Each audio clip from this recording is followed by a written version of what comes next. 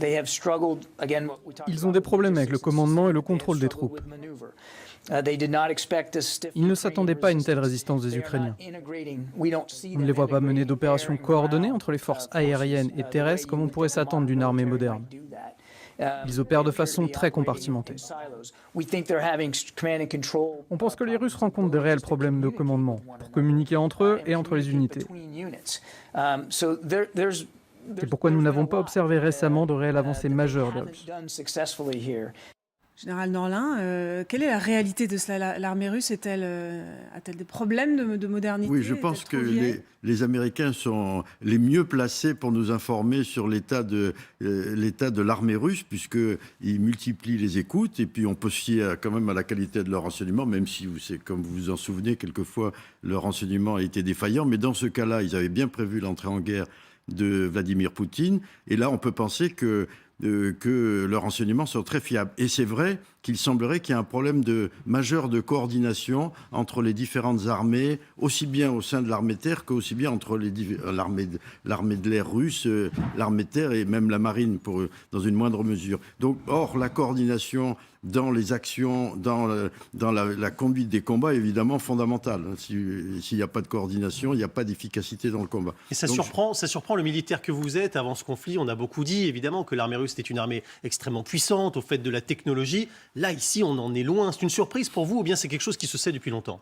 C'est-à-dire on sait depuis longtemps que l'armée russe a toujours eu ce type de problème. Mais effectivement, on a tous été, influencés par tout ce qui s'est dit les années précédentes sur le réarmement de l'armée russe, sur le fait qu'elle s'est énormément modernisée, qu'on a beaucoup fantasmé sur les nouveaux missiles, les missiles hypersoniques, etc. Et en fait, on semble se réaliser maintenant que c'était un vernis.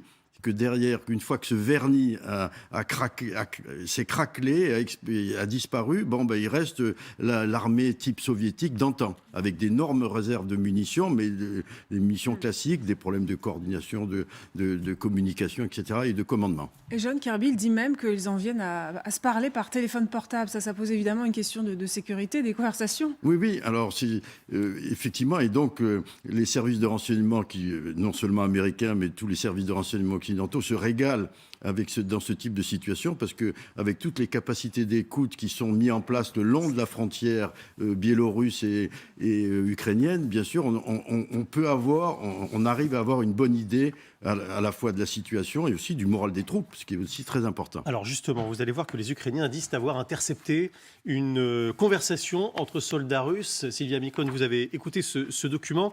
Que sait-on sur cet enregistrement qui est diffusé, on le rappelle, par les Ukrainiens? Effectivement, donc du coup, enregistrement à prendre avec des pincettes, parce que les autorités ukrainiennes ont tout intérêt à diffuser ce genre de témoignages, conversation entre deux soldats russes sur l'incompréhension des missions, sur les mensonges et surtout la non-progression sur le terrain. Écoutez.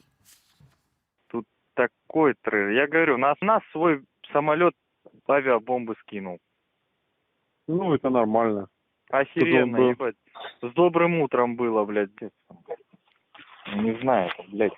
Дурдом нахер. Это спецоперация, блядь, с учетом того, чтобы дома не разрушать. Это все, да это бред, блядь. Он как волноваху, пока не разнесут полностью не перемешают с грязью вместе с жителями мирными. Другого не будет ничего. Мы продвигаемся, да, там по телевизору что говорят, продвинулись вперед. Ладно, мы просто проехали, а села не зачищали. И сейчас, получается, мы в круговой обороне, потому что по нам со всех сторон херачат. Думали, что как на параде проедем, оно оказалось. Да. У нас задача была на Николаев идти, все, короче, пока Николаев стоит.